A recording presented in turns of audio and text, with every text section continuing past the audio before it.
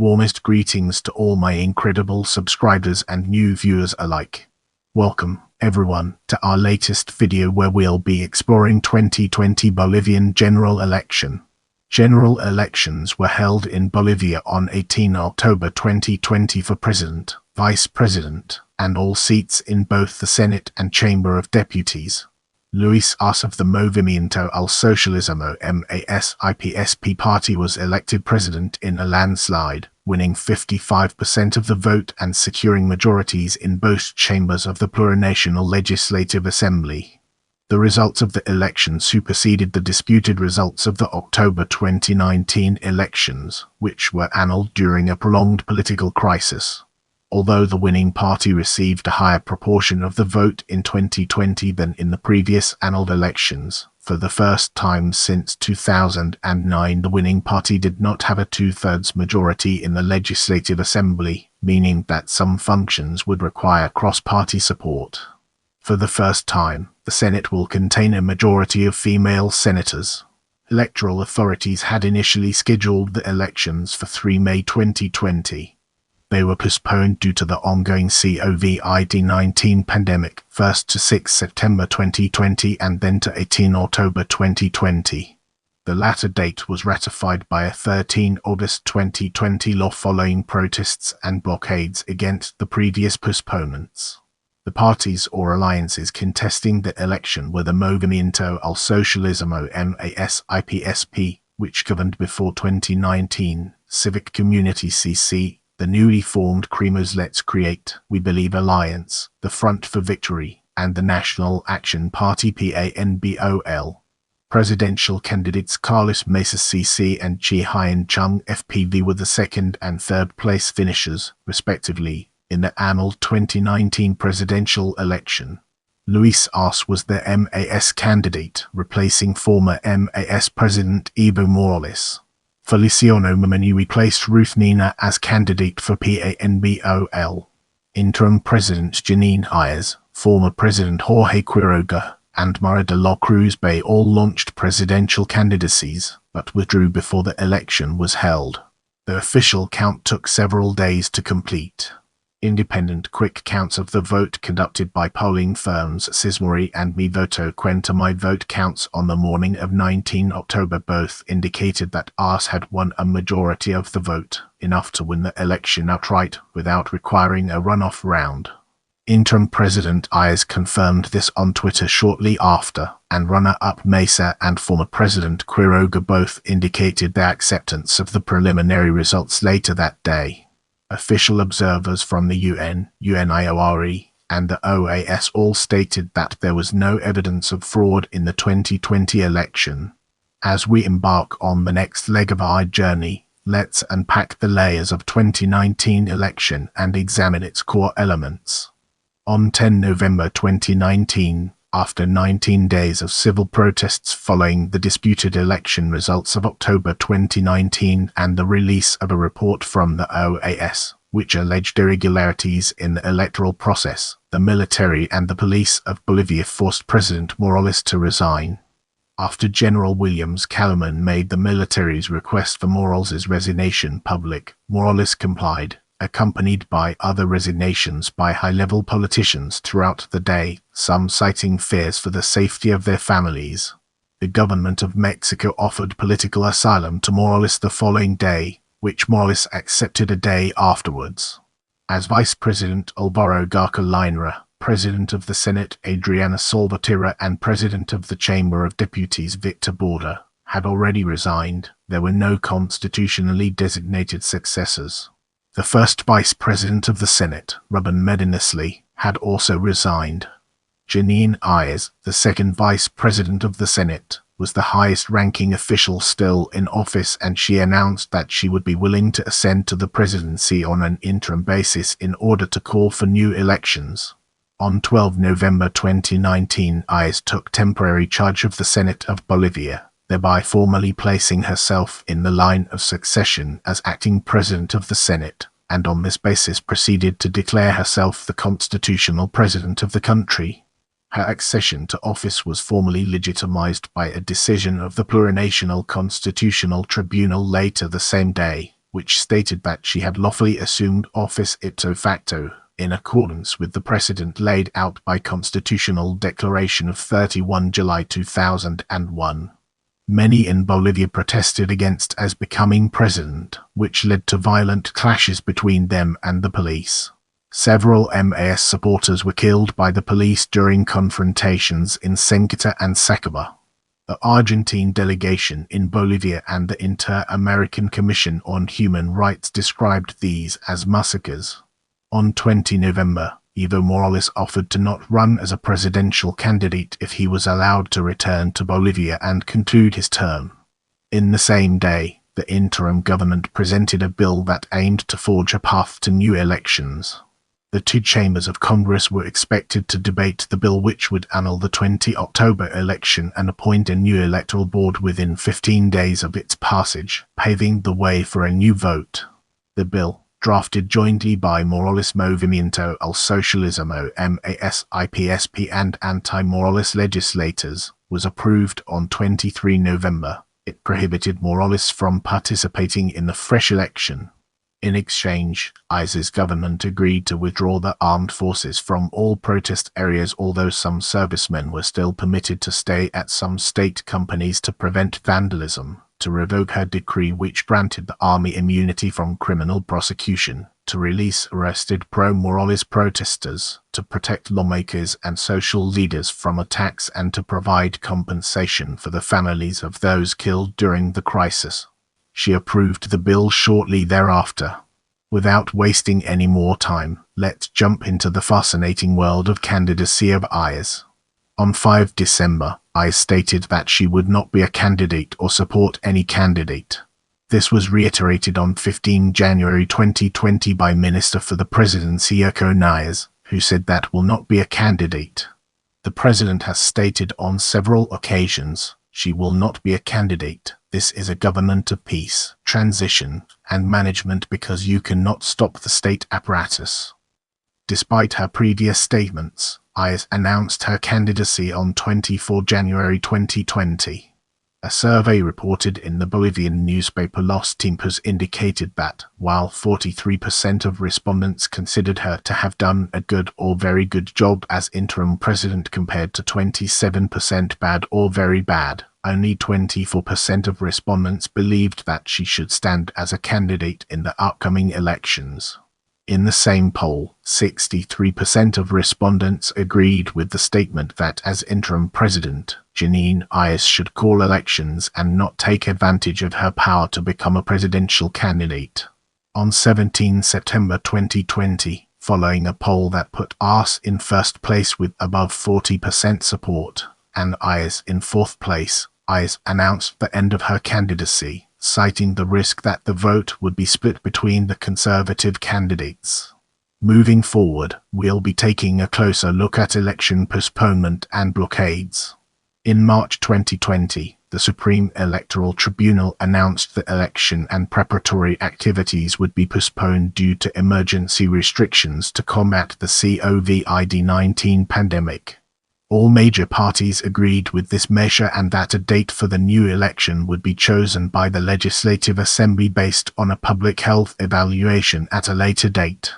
On 22 June 2020, Arce approved a law passed by both the Chamber of Deputies and the Senate to set 6 September 2020 as the date for the election, with elected authorities in place by mid to late November 2020. On 23 July 2020, the TSE announced that the election would be postponed to 18 October 2020 due to medical reports that the pandemic would have its highest peaks in late August and early September.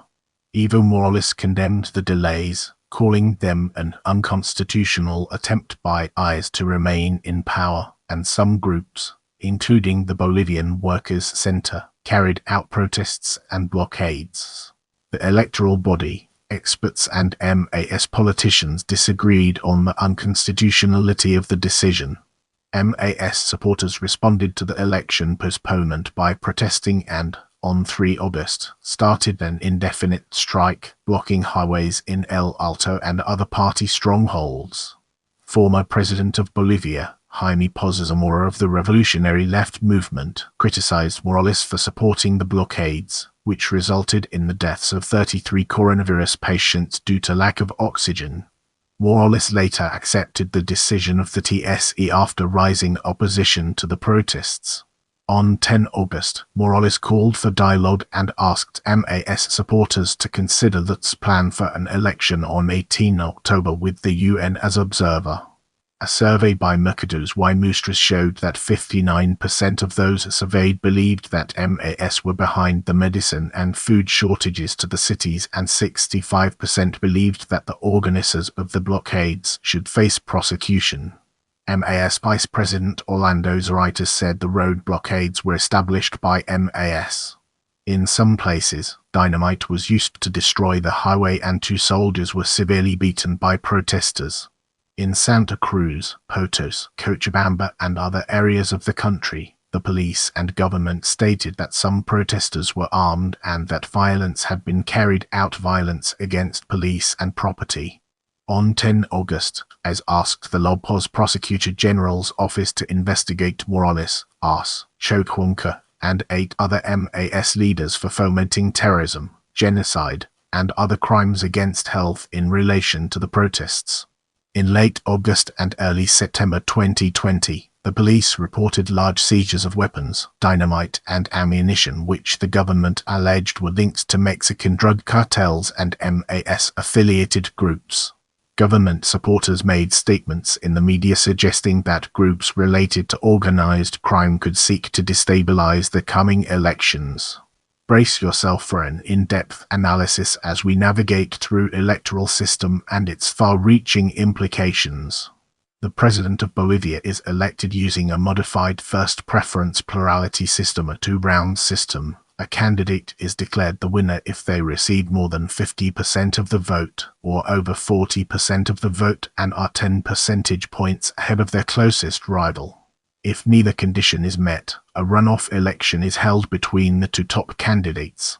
The 130 members in the Chamber of Deputies Cámara de Diputados are elected using a seat linkage-based mixed compensatory system using 2 votes. 63 deputies are elected by first preference plurality to represent single-member electoral districts. 60 are elected by closed-list party list proportional representation from party lists on a departmental basis in districts of varying sizes corresponding to Bolivia's 9 departments with a threshold of 3%. The list seats in each region are awarded proportionally based on the vote for the presidential candidates, subtracting the number of single-member districts won to provide mixed-member proportional representation.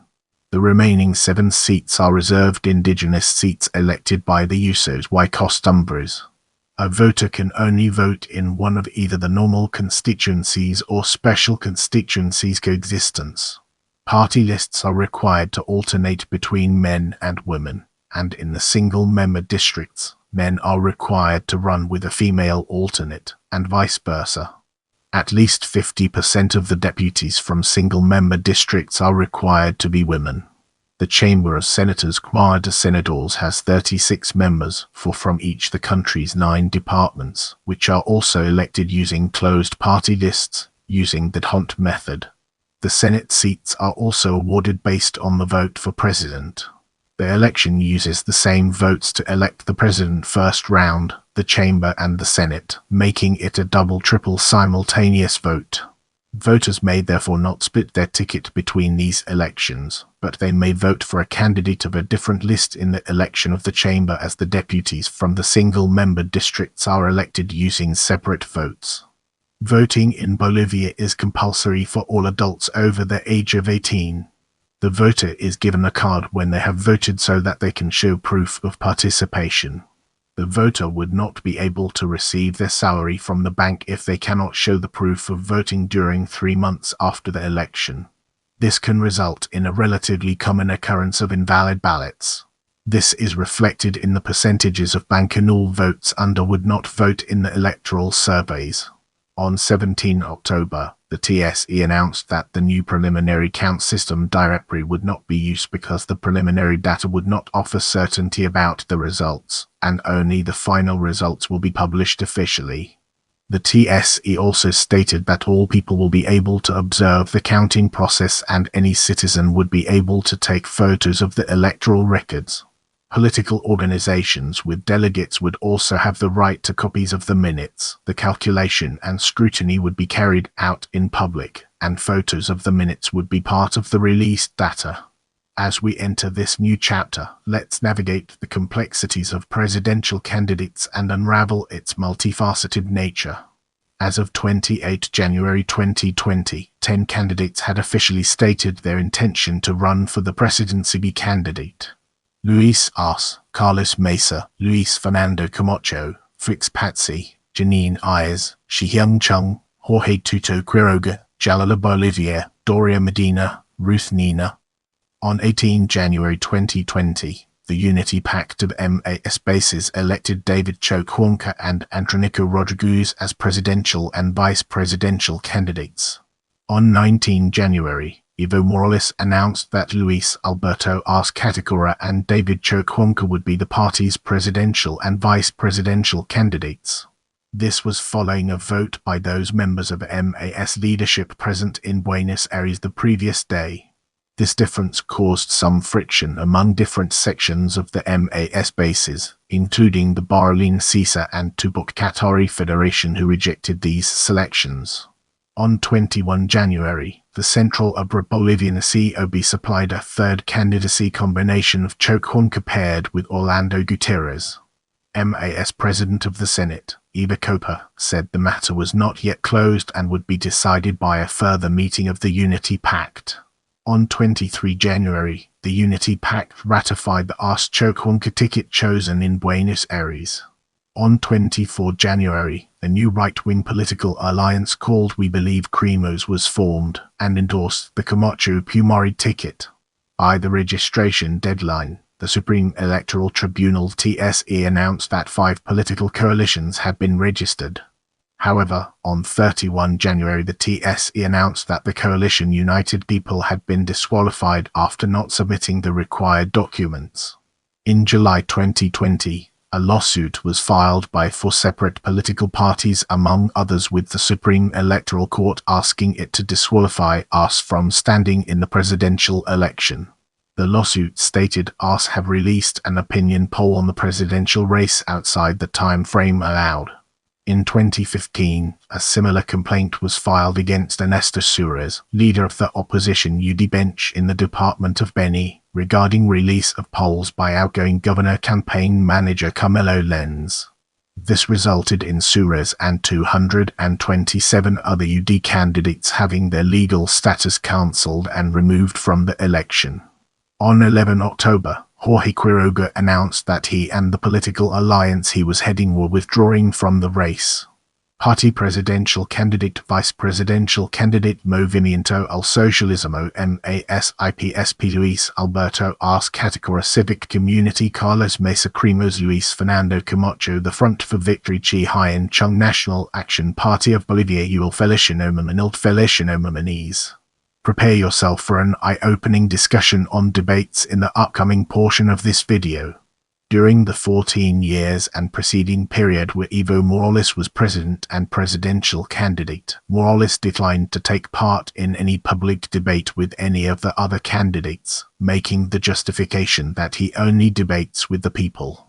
In January 2020, interim President Janine Ayers submitted legislation to make this a compulsory requirement for presidential candidates in upcoming elections, but this was rejected by the MAS-controlled Senate. A historic debate which would gather all the presidential candidates together on the same stage for the first time in almost 2 decades was announced on 6 September, organized by the Association of Bolivian Journalists, media organizations, and others. The debate was covered by more than 80 national and international media, and an audience of more than 5 million people was expected. The event also had the backing of 50 national institutions and the financial and technical support of the European Union, International IDEA, the Konrad Adenauer Foundation, and the embassies of Canada, Germany, and Switzerland. When it aired, it achieved record viewing numbers. From the beginning, However, the MAS candidate Luis Arce was reluctant to make a commitment to attend, with he and MAS first placing conditions on attending, such as they not be subject to insults, and later claiming a clash with a planned interview with the television network Red Ano, which the network later moved to allow free up the MAS candidate. On the night of the broadcast, both he and Cremo's candidate, Luis Camacho, did not attend. Camacho said he did not attend because he had been deceived that Mesa would also not be attending. A panel of 40 analysts surveyed by Pagina's seat indicated that Mesa came out as the most favorable candidate from this debate. While Arce did not attend the debate on 4 October, he did attend another broadcast the previous day in which all presidential candidates were present. This was organized by the Federation of Municipal Associations (FAM) and the Confederation of Universities of Bolivia (CUB). The debate format received criticism for not allowing candidates to respond to each other, as well as accusations that the organizers were pro-MAS.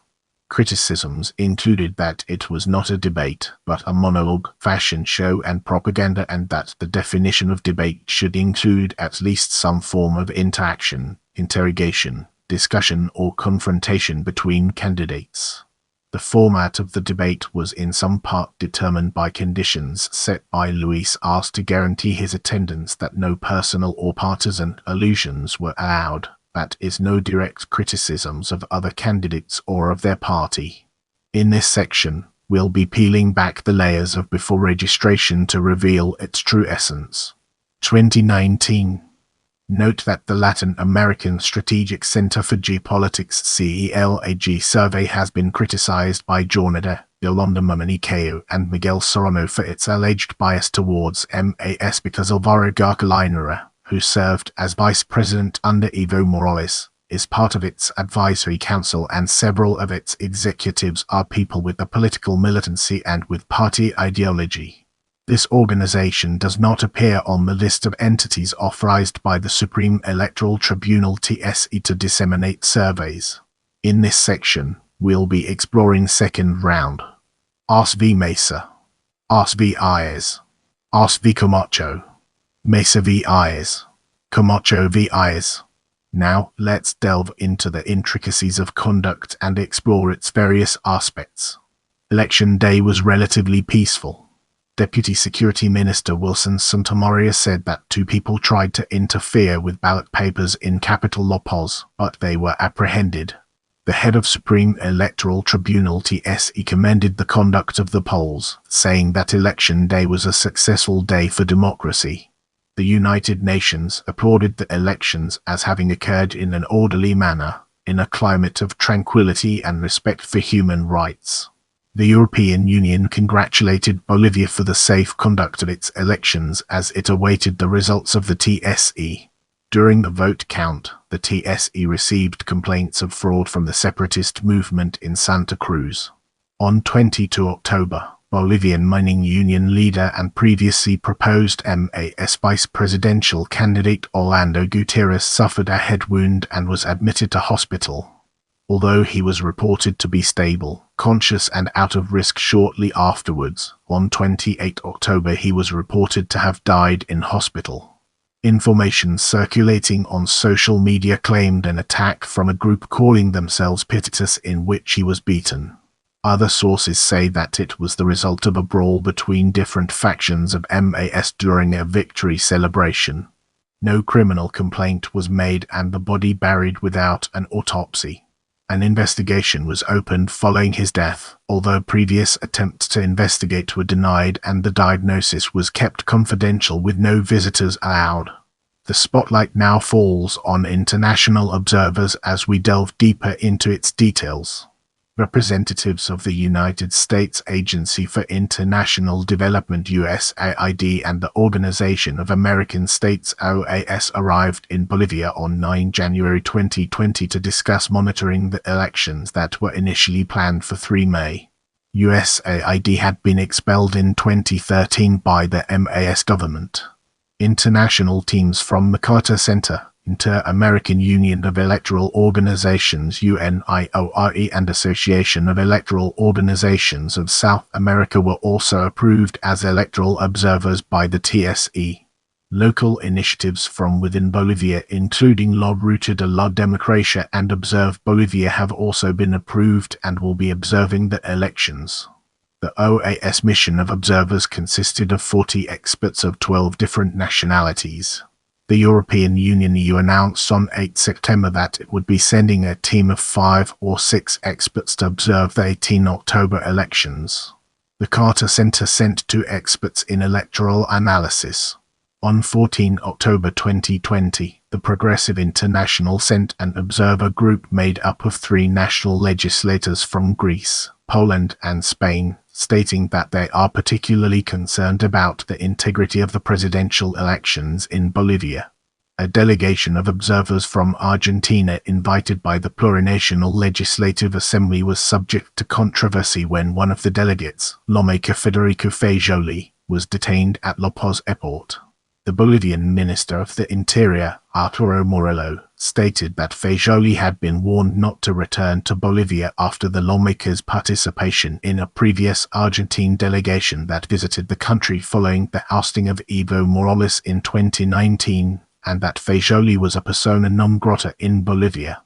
In addition to Fajoli's detention, other members of the Argentine delegation, including other lawmakers, were also allegedly mistreated by Bolivian security forces. The incident was harshly criticized by Argentine President Alberto Fernandez and MAS candidate Luis Arce. A total of 110 international observers were accredited by the TSE to attend and analyze the results of the election. The OAS, the UN and UNIORE have all made public statements testifying to the validity of the elections and the lack of evidence of any irregularities. The Carter Center supported the results and transparency of the elections, with minor recommendations on further improvements. They also analyzed online disinformation targeting the electoral process in the 3 months prior to the election and noted a proliferation of disinformation aimed at eroding the reputations of candidates and the TSE. Now, let's redirect our focus towards results and discover its significance in our narrative. The results of the election mean that, for the first time, the Senate will contain a majority of female senators, with a proportion of 20 women to 16 men. Among these women was Cecilia Moyoviri, the nation's first senator from the Trinidadian Mojia ethnic group of the Beni region, who was elected for CC. The new government was installed on 8 November 2020. MAS, which improved its result over the annulled 2019 elections but still slightly reduced compared to 2014, attained a majority on its own in both chambers, meaning there is no obstacle to passing laws, but the loss of the 2/3 enjoyed by the party since 2009 means that some functions of the legislature will require cross-party support. These include the appointment of certain authorities such as the Ombudsman for Human Rights, Comptroller General and Attorney General, making reforms in the Constitution, the approval of judges for the judicial branch of government and the censoring of a government minister. This is the first time since 2009 that these decisions cannot be made by the ruling party alone. Let's now turn our attention to by department and uncover the fascinating insights it brings to the table.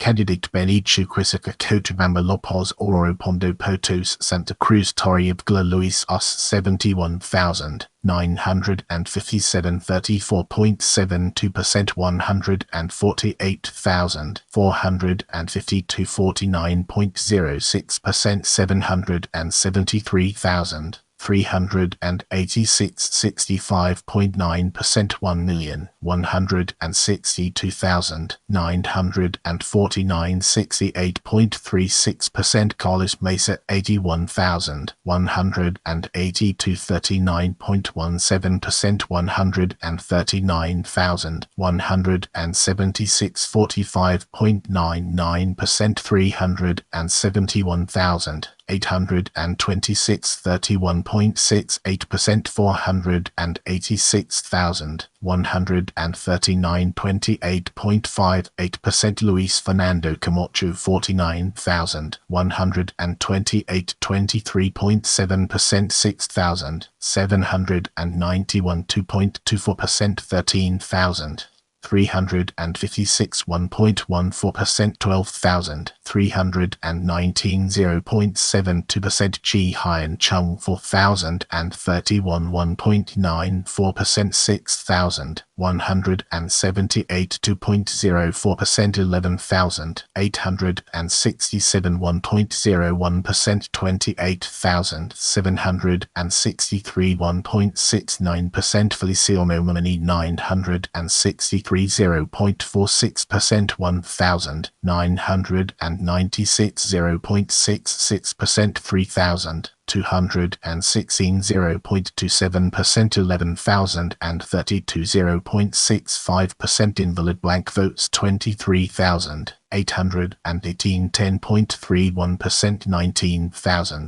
19,235.98%, 40,895 3.37%, 71,441 4.03%, 13,733 total votes 231,079 321,823 1,214,546 1,772,643 309,984 59,779 398,911 1,886,387 321,609 registered voters, turnout 270,213 85.52%, 368,623 87.3%,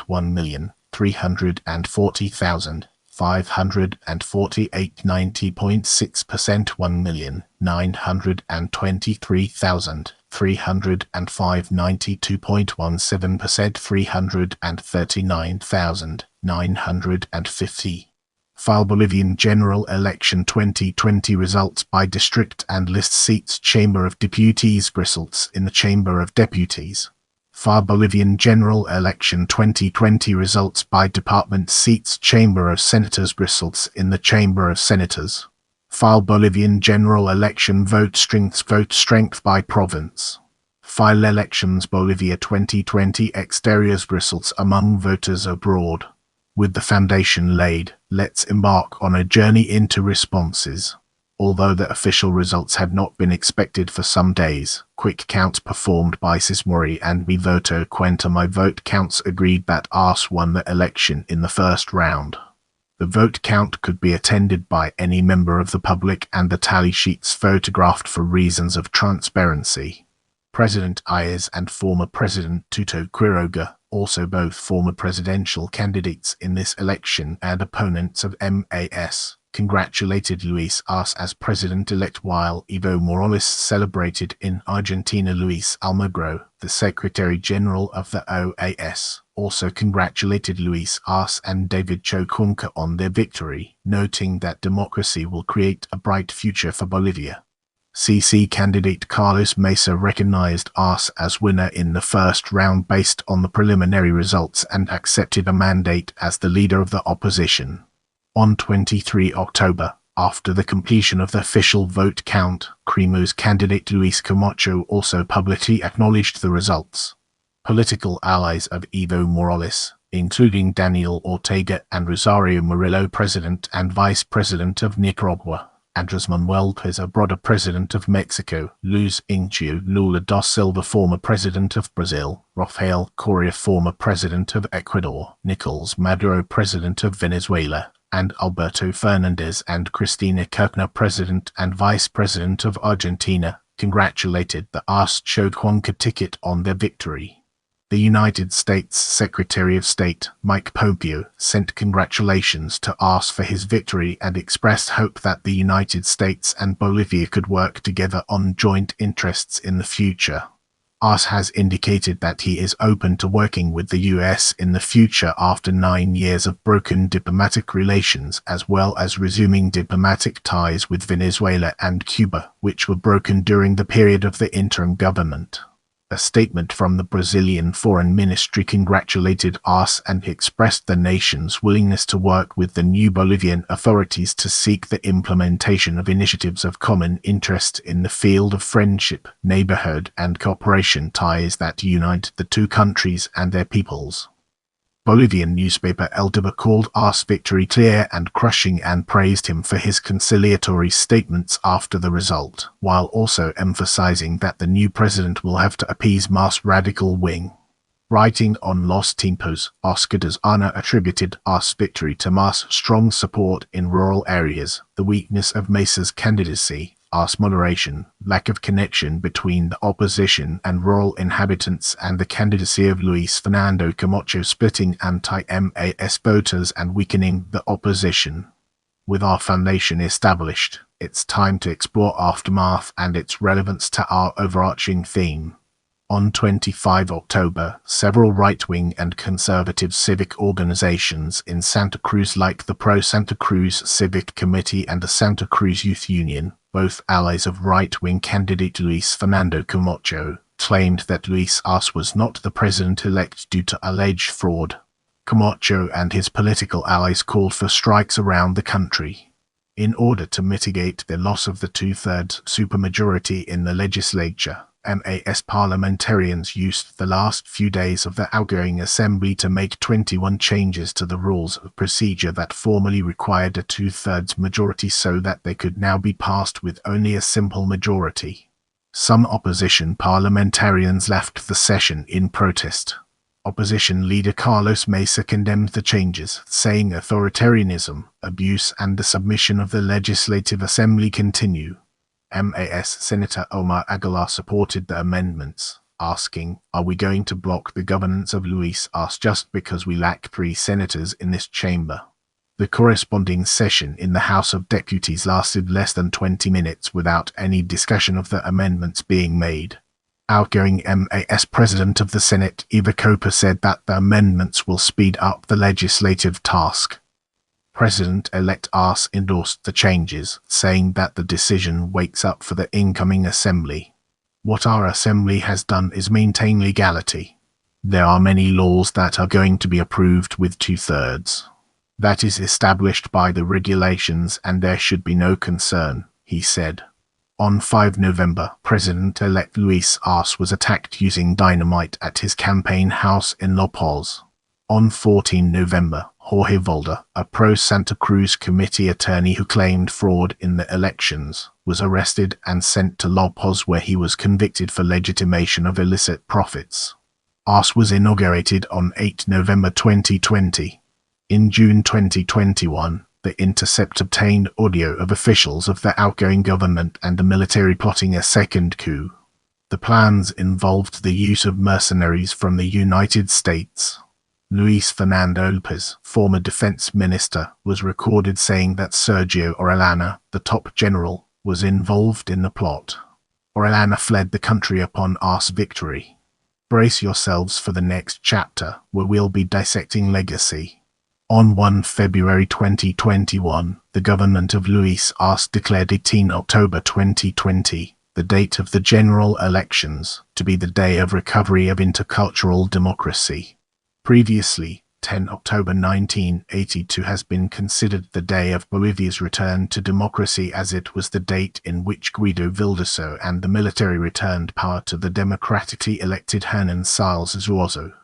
The decree instructs that the ministries, in coordination with the autonomous territorial entities, as well as social organizations and civil society, organize activities to celebrate democratic values, the reestablishment and preservation of intercultural democratic institutions. The move was criticized by Carlos Mesa, who called it an affront to the citizens who conquered democracy on October 10, 1982. Remember, knowledge is power. Keep learning, growing, and exploring.